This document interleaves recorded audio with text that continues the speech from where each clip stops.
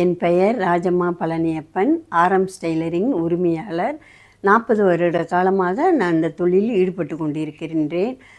மற்றும் தையல் தொழில் அடுத்து டெய்லரிங் கிளாஸும் நடத்துகிறேன். டெய்லரிங் கிளாஸில் sari blouse, Punjabi suit, readymade sari மற்றும் சிறுவர்களின் பாவாடை, ஜாக்கெட் அனைத்தும் தைத்து கொடுக்கிறேன். நான் பிறந்ததெல்லாம் லீமா பிளாஸ் எஸ்டேட்டு. என்னோடய அப்பா அங்கே மன்றா இருந்தாங்க. என்னோடய அம்மா மலேசியாக்காரங்கள, இந்தியாக்காரங்க. அதனால் அம்மாவுக்கு இங்கே இருக்க விருப்பம் இல்லை. அதனால் நாங்கள் எல்லாருமே இந்தியாவுக்கு போயிட்டோம். அங்கே ஸ்டடி நான் ஒரு 10ஆம் வரைக்கும் படித்தேன். படிக்கிற காலத்தில் என்னோடய வீட்டுக்கு ஒரு ஜோசியக்காரர் வந்தார். எனக்கு இந்த தையல் தொழில் தான் சாப்பாடு போடுன்னு சொல்லிட்டாரு. அப்போ அதனால் நானும் என்ன செய்ய, எல்லாம் என் ஸ்கூல் பிள்ளைங்களோடு சேர்ந்து டைப்ரைட்டிங் நான் 14 வயசுலேயே இதை ஆரம்பிச்சிட்டேன். இப்போ எல்லாருமே டைப்ரைட்டிங் போனாங்க. ஆனால் நான் டெய்லரிங் தேர்ந்தெடுத்துட்டேன். அந்த டெய்லரிங்கில் நல்லாவே ஒரு தேர்ச்சி பெற அளவுக்கு டிப்ளமாவும் எடுத்துட்டு ஒரு 18 வயசு ஆனோடனே என்னோடய அப்பா சொல்லிட்டாங்க, சரி 10ஆம் படித்தது போதும், நீங்கள் இங்கே ஒரு கல்யாணம் பண்ணிக்கலாம், நான் இங்கேயே மலேசியாவிலே மாப்பிள்ளை பார்த்துக்கன்னு சொல்லிட்டாரு. அதனால் நாங்கள் மலேசியாவுக்கு நான் வந்துட்டேன். என்னோடய படிப்பை முடிச்சுட்டு 10ஆம் முடிச்சுட்டு நான் இங்கே வந்துட்டேன். இங்கே நான் என்னோடய அப்பா வரங்காட்டி எல்லாம் மாப்பிள்ளைலாம் பார்த்து வச்சுட்டாங்க. நாங்கள் திருமணமும் செய்ய வேண்டிய சூழ்நிலையாச்சு. அதனால் திருமணமும் செய்துட்டேன். நான் என்னோடய கல்யாணம் 19 வயசில் கல்யாணம் பண்ணேன். 24 வயசுக்குள்ளே எனக்கு 3 பிள்ளைங்கள் ஆயிடுச்சு. அப்போ அந்த 3 பிள்ளைங்களும் சேர்ந்து 6 எல்லாம் முடித்த பிற்பாடு பொம்மான் போகிறப்ப எனக்கு கொஞ்சம் ஃப்ரீயாக கிடச்சிச்சு. அப்போ நான் என்னோடய டெய்லரிங்கை ஆரம்பிக்கணும்னு நினச்சி இங்கே மலேசியாவிலையும் கொஞ்சம் படித்தேன். ஏன்னா இதை பற்றி எனக்கு முழுசாக தெரியாமல் நம்ம செய்யக்கூடாதுன்னு கொஞ்சம் படித்தேன். படிச்சுட்டு டெய்லரிங்கை ஆரம்பித்தேன். கடை வச்சு நல்லா சிறப்பான முறையில் செஞ்சு பிள்ளைங்களையும் ஒரு நல்ல ஒரு சூழ்நிலைக்கு கொண்டுட்டு வரணும்னு நினச்சேன். அதற்கு இடையில என்னோடய கடைசி மகன் 2 வயசு, என்னோடய கணவர் அடிபட்டுட்டார். அப்போ அந்த கட்டத்தில் அவரும் எனக்கு அந்த பால் மரம் சீவுறது அவரோட சொந்த தோட்டத்துலேயே எல்லாம் எங்களுக்கு கொஞ்சம் பழகி கொடுத்தாரு. அப்புறம் அதற்கிடையில் அவர் என்ன செஞ்சிட்டாருன்னா, அடிப்பட்ட பிற்பாடு ஹாஸ்பிட்டலில் ஒரு 1 இயர் இருக்க வேண்டியதாக போச்சு. அந்த 3 பிள்ளைங்களையும் என்னால் வளர்க்கணும்ல. அப்போ நான் என்னோடய மாமியார் வீட்டோடு இருந்து அதை செய்கிறப்ப எனக்கு சில சங்கடங்கள்லாம் ஏற்பட்டுச்சு. ஒரே ஒரு விஷயந்தான் என்னோடய மனசையும் மாற்றுனுச்சு. என்னன்னா, நான் அன்றைக்கி என் கையில் அறவே காசு இல்லை. என்னோடய மாமியார் என்ன செஞ்சாங்க, அவங்களோட மகளும் அப்போ மாசமாக இருந்து அங்கே இருக்கிறாங்க. அவங்க மகளோட பையன்களுக்கு மட்டும் அந்த ஐஸ்கிரீமை வாங்கி கொடுத்துட்டு என்னோடய பிள்ளைங்களுக்கு வாங்கலை. நான் என்ன செஞ்சிட்டேன், 3 பிள்ளைங்களையும் ரூமில் வச்சு நானும் அடைச்சிட்டு உள்ளுக்கு இருந்துட்டேன். ஏன்னா என்னோடய வீட்டுக்காரர் தான் இங்கே இல்லையே. அன்றைக்கி நான் ரொம்ப அன்றைக்கி ஃபுல்லாகவே நான் தூங்கலை. ஒரு 10 காசு வாங்க ஐஸ்கிரீம், அப்போலாம் 50 காசு 60 காசு தான் ஒரு ஐஸ்கிரீம், முடிஞ்சால் ஒரு வெள்ளி தான். அந்த ஐஸ்கிரீம் கூட நம்மளால் வாங்கிறதுக்கு நம்ம கையில் காசு இல்லைன்னு நான் ரொம்ப அன்றைக்கி தான் நான் வருத்தப்பட்டேன். அதுக்கு பிற்பாடு தான் நான் யோசித்தேன், பால் மரம் வெட்டினாலும் பரவாயில்ல, நம்ம கையில் எப்பயுமே காசு இருக்கணும், நம்ம பிள்ளைங்களுக்கு நம்ம என்ன கேட்டாலும் வாங்கி கொடுக்கணும்னு நான் என்னோடய முடிவு எனக்கு நான் நினச்சிக்கிட்டேன். அதுக்கு பிற்பாடு நான் என்ன செஞ்சேன், இப்போ உடனடியாக போஸ்ட் ஆஃபீஸில் போய் லைசன்ஸ் எடுத்தேன். அப்போ அந்த B2 லைசன்ஸு கொடுப்பாங்க. எடுத்துட்டு நான் பால் மரம் அவர் இல்லாதனால அந்த பால் மரம் வெட்டிக்கிட்டு தான் இருந்தேன். ஏன்னா என்னோடய வீட்டுக்காரரோட தம்பியோட உதவியோடு தான் அதை செஞ்சுக்கிட்டு இருந்தேன். சில சமயத்தில் அவருக்கும் வர நேரம் இருக்கும், வர நேரம் இருக்காது.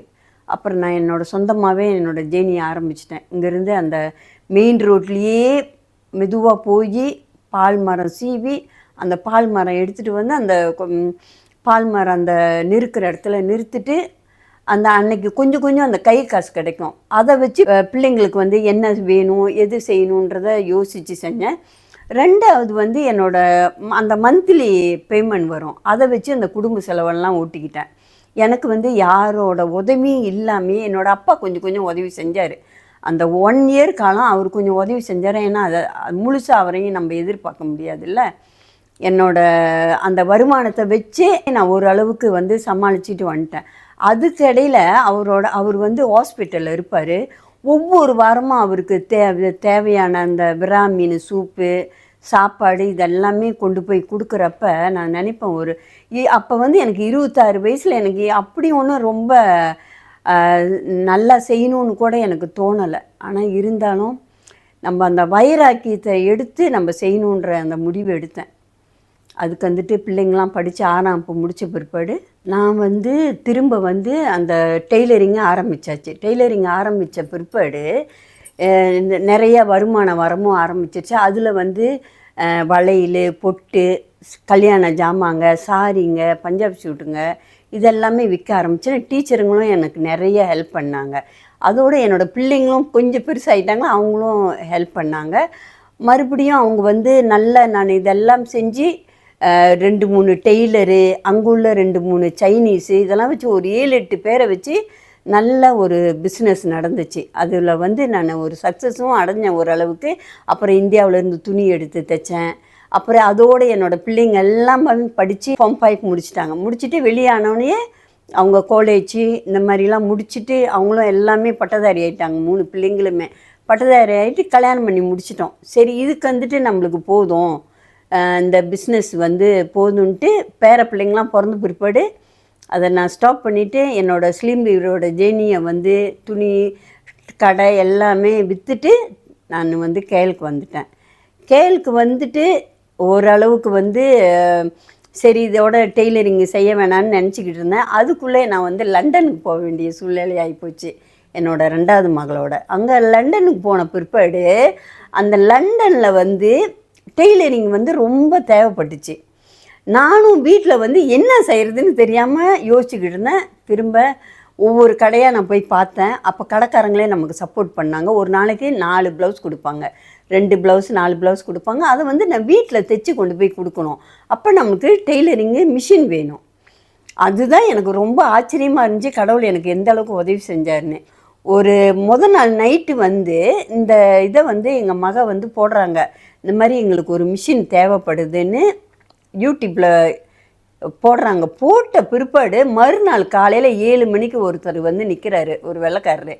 பின்னால் கிச்சன் வழியாக வந்து நின்று, எங்கள் அம்மா இறந்துட்டாங்க, இந்த மிஷின் சும்மாவே இருக்குது, நீங்கள் கேட்டோன்னே எனக்கு ஆச்சரியமாக போச்சுன்ட்டு அந்த மிஷினை கொண்டாந்து காலையில் 7 மணிக்கு கொடுக்குறாரு.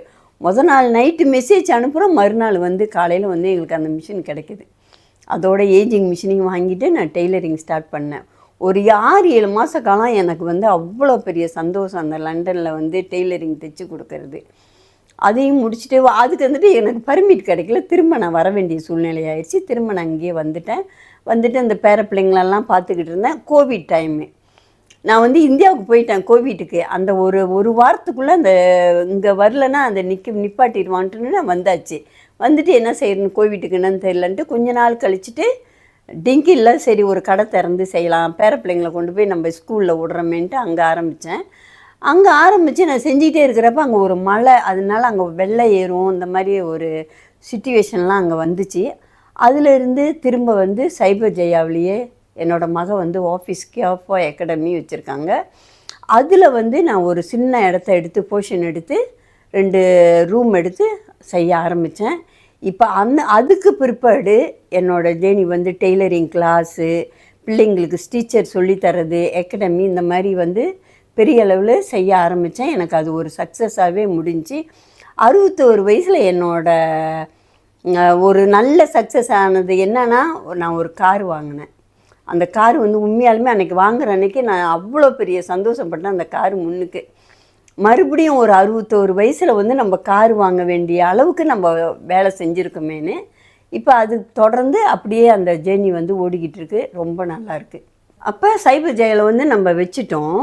இப்போ இது வந்து நம்ம வந்து ஒரு ப்ரோக்ராம் நம்ம வந்து டெய்லரிங் செய்கிறாப்புல இருந்தால் மறுபடியும் நம்ம போய் மக்களை பார்த்து செய்ய முடியாது. ஏன்னா டிங்கில்ன்றது மக்கள் எல்லாம் வர இடம். இது வந்து சைபர் ஜெயான்றது வந்து மக்களை வந்து நம்மளை தேடி வரணும், நம்ம மக்களை தேடி போக முடியாது. அதனால நான் என்ன செஞ்சேன், டிஜிட்டல் டிவி 2.0 நான் ஜாயின் பண்ணினேன். அந்த ஜாயின் பண்ண பிற்பாடு தான் எனக்கு தெரிஞ்சிச்சு இதை வந்து நம்ம எப்படி வெளிப்படுத்த முடியும்னு. அப்போ வந்து டிக்டாக் பேசினேன், டிக்டாக்ல வந்து ஜாயின் பண்ணினேன். நம்மளோட வந்து இப்போ வந்து நம்ம காசு போடணுன்னா டச் அண்ட் கோ வந்து ஏற்பாடு பண்ணேன். அந்த டச் அண்ட் கோ வந்து அழகாக செஞ்சுட்டு பிற்பாடு மக்கள் வந்து நம்மக்கிட்ட துணி தைக்கிறாங்க, டச் அண்ட் கோவில் காசு போட்டு வராங்க. அது எனக்கு ரொம்ப சுலபமாக இருந்துச்சு. அதில் வந்து என்னோடய பேர பிள்ளைங்களும் என்னோட ஜாயின் பண்ணி நிறையா விஷயத்தை எனக்கு கற்றுக் கொடுத்தாங்க. இல்லாட்டி ஏன்னா என்னோடய ஏஜுக்கு வந்து அதை கற்றுக்க முடியாதுன்னு நான் நினச்சிக்கிட்டு இருந்தேன். ஆனால் அதையும் தாண்டி நான் ஓரளவுக்கு நல்லா கற்றுக்கிட்டு இப்போ வந்து லைவ் செய்கிறேன். என்னோடய வியாபாரத்தை இன்னும் பெருக்க ஆரம்பிச்சிட்டேன். அதோடு நான் நிற்கலை. என்னோடய தேடல் வந்து ஸ்மார்ட் ஃபார்மிங்னு அதுலேயும் நான் போய் 3 மாதம் ஒரு கோர்ஸ் எடுத்தேன். அதுலேயும் நிறைய விஷயத்த நான் கற்றுக்கிட்டேன். இந்த டிஜிட்டல் டிவியில் எனக்கு பிடிச்சது என்ன ஒரு விஷயம்னா, நம்ம டிக்டாக் போட நிறைய பேர் பார்க்குறாங்க. அப்போ வந்து மலேசு, சைனீஸு, வெளிநாட்டுக்காரங்க இங்கே அதிகமான பேர் இருக்காங்க. இப்போ அவங்கெல்லாமே வந்து நம்மக்கிட்ட தைக்கிறாங்க. நீங்கள் என்னென்ன தைக்கிறீங்க, அதுக்கு தகுந்த மாதிரி கவுனா இல்லை ஸ்கூல் ட்ரெஸ்ஸா ஒரு பரதநாட்டியமா, இந்த மாதிரி நிறைய பேர் நம்மளை அந்த டிக்டாக் மூலிமா தெரிஞ்சு தேடி வராங்க. அதுதான் எனக்கு ரொம்ப சந்தோஷம். இதில் நான் நிறைவடைஞ்சது. இந்த டிஜிட்டல் டிவியில் நம்ம வந்து ஜாயின் பண்ணி இந்த டிக்டாக்கு இதெல்லாம் வந்து போடுறப்ப நான் ஸ்டாப்பாக ஆள் வந்துக்கிட்டே இருக்காங்க. இப்போ அதனால எனக்கு ஹெல்ப்பரும் தேவைப்படுது. அதனால் ஹெல்ப்பரும் எடுத்தாச்சு. முன்ன வந்து 1 மடங்கோட அந்த பிஸ்னஸ்ஸு இப்போ 3 மடங்கு 4 மடங்குன்றதை நம்ம எதிர்பார்க்கலாம். சில சமயத்தில் அதிகமாகவும் வரும். ஏன்னா மக்கள் வந்துக்கிட்டே இருக்கிறாங்க. நான் ஸ்டாப்பாக நிற்கிறதில்ல. இப்போ முன்ன வந்து நம்ம மக்களை தேடி போகிறனால நம்ம வருவாங்களா இல்லையான்னு நம்ம எதிர்பார்ப்போம். இப்போ வந்து அவங்களே வந்து தேடி நம்மளை வராங்க. இதுதான் எனக்கு பெரிய சந்தோஷம். இந்த வேலையில் வந்து கோச் நந்தா, பூனா அவர்களுக்கும் ரொம்ப நன்றி சொல்கிறேன். ஏன்னா எனக்கு வந்து அறவே பேசவே முடியாது. அதை யோசிச்சுக்கிட்டு இருப்பேன். அவர் வந்து இதை எப்படி வலியுறுத்தி என்னை பேச வச்சாருன்றதை இப்போ நான் பேசுகிறப்ப நீங்கள் பார்ப்பீங்க. 2வது வந்து அங்கே உள்ள அந்த கிளாஸில் உள்ள அந்த ஸ்டூடெண்ட்லாம் இருக்காங்கள்ல, எல்லாம் ஒன்று சேர்ந்து நமக்கு தெரியலனாலும் அதை அரவணைச்சி நம்மளை கூட்டிகிட்டு போகிறாங்க. இது அதை விட ஒரு சந்தோஷம். நம்ம வந்து எப்பயுமே அவங்க கூட ஜாயின் பண்ணி நம்ம எதாவது விஷயம் தெரியலனா அவங்க வந்து நமக்கு வந்து நிறைய விஷயத்த புகுத்துறாங்க. 2வது கோச் நந்தாவும் நம்மளுடைய பூனா அவங்களும் 2 பேருமே நம்மளை வந்து மறுபடியும் தெரியலையா நீங்கள் கேட்டு செய்யுங்க, விடாதீங்க அப்படின்றத வந்து அவங்க வலியுறுத்தி நம்மளை வந்து இந்த பிஸ்னஸில் இன்னும் ஆர்வத்தை கொடுத்து கொண்டு போகிறாங்க. அவங்களுக்கு ரொம்ப நன்றியை நான் தெரிவித்து கொள்கிறேன். இந்த வாய்ப்புகளெல்லாம் எங்களுக்கு கொடுத்த ஏஎஸ்என் ஆஷனா அவங்களுக்கும் மற்றும் வந்து கோ டிஜிட்டல் அவர்களுக்கும் கேஃபா அகாடமி அவங்களுக்கும் உண்மையாலுமே மிகுந்த நன்றியை தெரிவித்துக்கணும். இந்த வயசுலேயும் நீங்கள் வாங்க நல்லா பழகிக்கலான்ற ஒரு உற்சாகத்தையும் தன்னம்பிக்கையும் கொடுத்துருக்காங்க. இதே போல் நம்ம பெண்கள் அனைவரும் எத்தனையோ பேர் பிஸ்னஸ் செய்கிறாங்க, சாப்பாடு செய்கிறாங்க, பொருள் விற்கிறாங்க, துணியெலாம் விற்கிறாங்க. இவங்களாம் நீங்கள் வாங்க, நீங்கள் வந்து பயப்படாதீங்க. ஏன்னா நம்மளோட முன்னேற்றத்துக்கு எப்பயுமே நமக்கு வந்து ஒரு உறுதுணையாக இருக்கணும்னா நம்ம கையில் காசும் வேணும் தானே. அப்போ அந்த தொழிலை வந்து நம்ம விரிவாக்கம் பண்ணுறதுக்கு நமக்கு மூளையும் வேலை செய்யணும். அப்போ வந்து நம்ம தேடல் இருக்க தான் நம்ம அந்த தொழிலெல்லாம் செய்வோம். அதனால் பெண்களை வந்து எந்த விஷயத்திலும் தாமதப்படுத்தாதீங்க. நீங்கள் வந்து நம்ம பழகிக்குவோம். இது நம்ம கண்டிப்பாக ஒரு விஷயத்தை பழகிறப்ப நமக்கு நிறையா விஷயம் நமக்கு தெரியும். அப்போ நம்ம படிக்கவும் ஆரம்பிச்சிருவோம். நிறைய விஷயத்தை கற்றுக்கிட்டே தான் இருக்கிறேன். இப்போ இது என்ன இந்த பிள்ளைங்கள்லாம் கேட்டு கற்றுக்கிட்டு இருக்கேன். தயவுசெய்து பெண்களெல்லாம் இதுக்கு முன்னுரிமை தந்து நீங்கள் வந்து பழகுங்க.